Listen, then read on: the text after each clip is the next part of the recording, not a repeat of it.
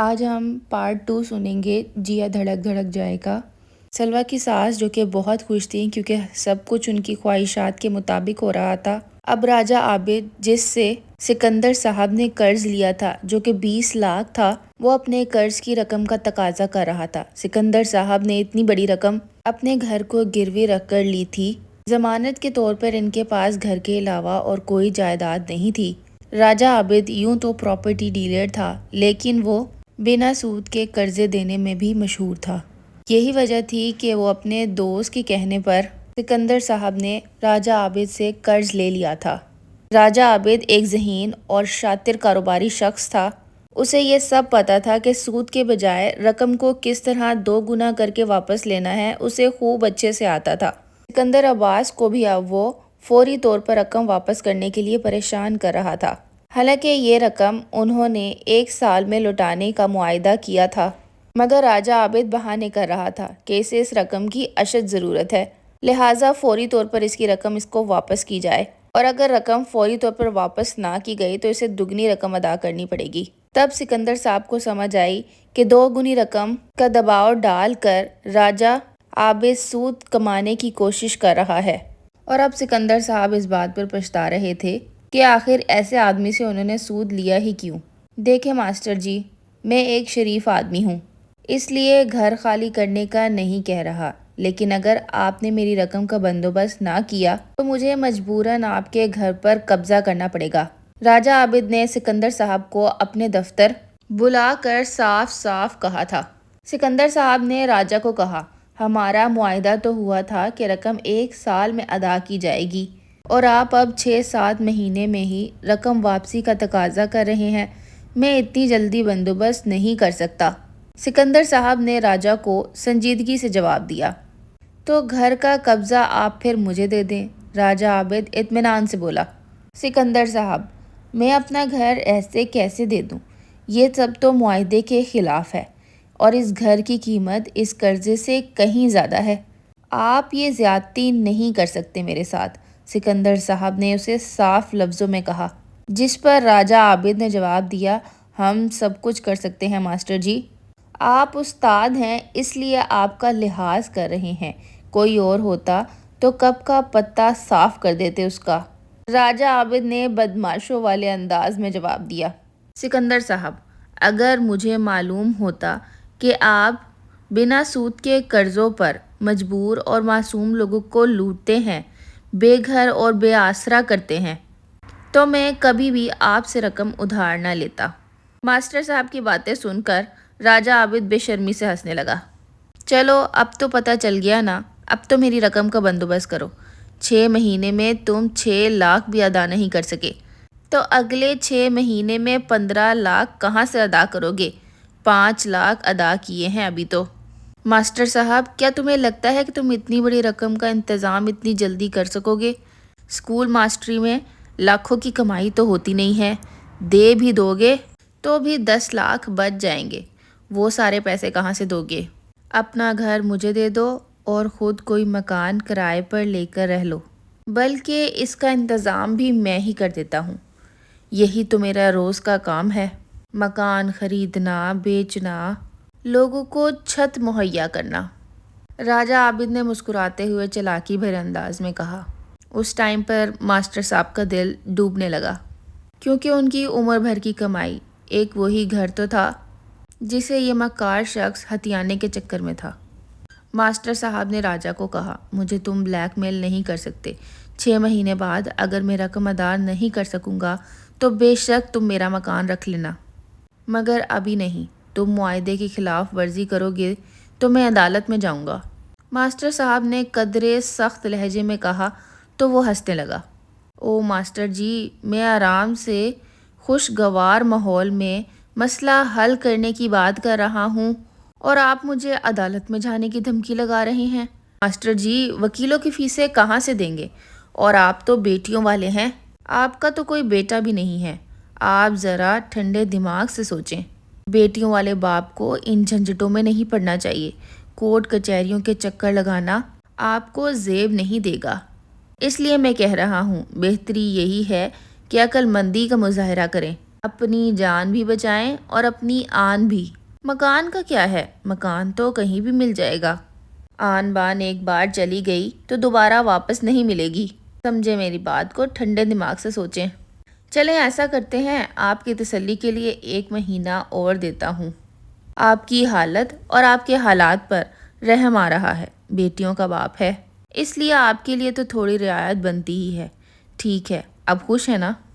ابھی آپ جائیں، 1 مہینے بعد یا تو 15 لاکھ واپس کر دینا یا پھر گھر کی چابی لے آنا۔ اس کے بعد میں کوئی بات نہیں سنوں گا۔ چلیں، اب رب رکھا۔ اس کے بعد ماسٹر صاحب بے بسی کی حالت میں وہاں سے اٹھ کر چلے گئے۔ پریشانی کے عالم میں اور سوچوں میں گم سکندر صاحب پیدل ہی گھر کی جانب جا رہے تھے۔ موٹر سائیکل ورک شاپ پر ٹھیک ہونے کے لیے دی تھی۔ اسی بے دہانی اور پریشانی میں ایک گاڑی کے سامنے آ گئے۔ اگر گاڑی کا ڈرائیور بریک نہ لگاتا تو حادثہ یقینی تھا۔ سکندر صاحب بوکھلا کر سڑک پر ہی جم کر رہ گئے۔ کون ہے شفیق؟ گاڑی کی پچھلی پشت پر براجمان فاروقی صاحب نے اپنے فون کی اسکرین سے نظریں ہٹا کر ڈرائیور سے پوچھا۔ کوئی بڑے میاں ہیں سر، میں بریک نہ لگاتا تو ابھی ان کو گاڑی لگ جاتی۔ پتہ نہیں کس دھیان میں سڑک پار کر رہے تھے۔ ڈرائیور شفیق نے سنجیدگی بھرے لہجے میں قدرے نرمی سے جواب دیا تھا۔ اس طرح نہیں کہتے شفیق، ہوگی کوئی فکر پریشانی، بڑے ہیں تم سے، بیچارے گھبرا گئے ہوں گے۔ چلو نیچے اترو، انہیں پانی پلاؤ اور پوچھو کہاں جانا ہے، ہم انہیں ڈراپ کر دیں گے۔ فاروقی صاحب نے اپنے مخلص دھیمے اور دلکش لہجے میں ڈرائیور کو نیچے اترنے کا کہا۔ ڈرائیور گاڑی میں رکھی پانی کی بوتل اٹھاتے ہوئے بے زری سے بولا، سر آپ بھی نا ہر کسی پہ مہربان ہو جاتے ہیں۔ کرو مہربانی اہل زمیں پر، خدا مہرباں ہوگا عرش بری پر۔ فاروقی صاحب یہ شعر پڑھتے ہوئے گاڑی کا دروازہ کھول کر نیچے اترے۔ السلام علیکم محترم، کیا آپ ٹھیک ہیں؟ فاروقی صاحب نے بہت ہی دھیمے لہجے میں پوچھا۔ اس کے بعد ماسٹر صاحب حیرانگی سے اس خوبرو نوجوان کو دیکھنے لگے۔ تقریباً 6 فٹ قد، گوری چٹی رنگت، سیاہ آنکھیں، سفید شرٹ، سیاہ بوٹ پہنے اور مردانہ پرفیوم کی خوشبو سے مہکتا ہوا وہ نوجوان ماسٹر صاحب کو بہت ہی پسند آیا۔ جی میں ٹھیک ہوں بیٹا۔ وعلیکم السلام، معاف کرنا میں نے دیکھا نہیں، میری غلطی کی وجہ سے آپ کو زحمت ہوئی، سکندر صاحب نے بہت ہی معذرت بھرے لہجے میں فاروقی صاحب کو کہا۔ کوئی بات نہیں انکل، اچھی چیز تو یہ ہے کہ کوئی حادثہ نہیں ہوا۔ آئیں ہم آپ کو ڈراپ کر دیتے ہیں، پہلے آپ یہ پانی پی لیں۔ شکریہ بیٹا، جیتے رہو۔ سکندر صاحب نے فاروقی صاحب کو دعا دی اور پانی کی بوتل لے کر منہ سے لگا لی۔ فاروقی صاحب کو ایسا لگ رہا تھا کہ جیسے وہ سکندر صاحب سے پہلے بھی مل چکے ہیں۔ فاروقی صاحب کا چہرہ اور ان کا لہجہ اسے جانا پہچانا لگ رہا تھا۔ جزاک اللہ بیٹا۔ ماسٹر صاحب نے پانی کی بوتل واپس کی اور مسکراتے ہوئے کہا، کسی نیک ماں باپ کی اولاد لگتے ہیں آپ، بہت ہی اچھی تربیت ہے آپ کی۔ اس کے بعد سکندر صاحب نے وہی شعر پڑھا جو فاروقی صاحب نے گاڑی سے نکلتے ہوئے پڑھا تھا۔ کرو مہربانی تم اہل زمیں پر، خدا مہربان ہوگا عرش بری پر۔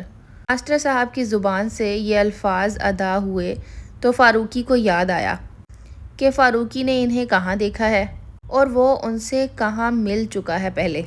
ادھر ڈرائیور بھی چونک گیا تھا یہ الفاظ جب اس نے سنے۔ ڈرائیور نے دل میں کہا، یہ کیا ماجرا ہے؟ اس کے بعد فاروقی کو یاد آ گیا کہ وہ تو اس کے سر ہیں۔ فاروقی نے کہا، تعمیر ملت ہائی اسکول میں استاد ہیں نا آپ؟ جس پر فاروقی صاحب چونک گئے۔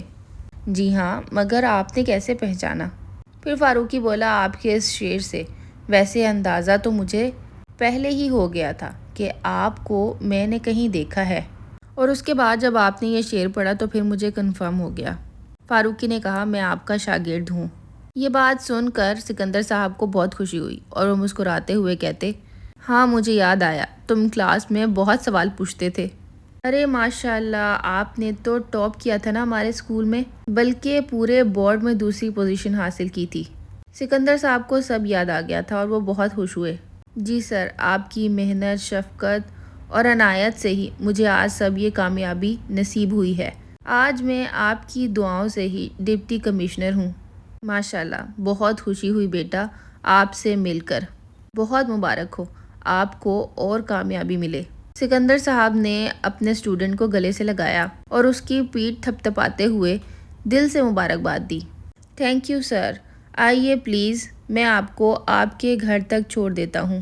پلیز منع مت کیجیے گا، آپ سوچ بھی نہیں سکتے کہ میں آپ سے مل کر کتنا خوش ہوں۔ آپ کی دی ہوئی تعلیم و تربیت زندگی میں بہت کام آ رہی ہے۔ مجھے اپنی خدمت کا تھوڑا سا موقع دیجیے سر پلیز۔ فاروقی صاحب نے ان کا ہاتھ تھام کر مہذب اور التجائیہ لہجے میں کہا تو وہ مسکرانے لگے۔ ٹھیک ہے برخوردار، آپ اتنی محبت سے اصرار کر رہے ہیں تو چلتے ہیں۔ ہمیں ہمارے غریب خانے تک چھوڑ دیجیے، لیکن ایک شرط ہے۔ شرط کیا ہے؟ سر آپ کی ہر شرط منظور ہے، آپ حکم تو کیجیے۔ کل اس کہانی کو یہیں سے کنٹینیو کریں گے۔ آپ کو سٹوری کیسی لگ رہی ہے کمنٹ باکس میں ضرور بتائیے گا۔ کل تھرڈ پارٹ کا ویٹ کیجیے گا۔ اللہ حافظ۔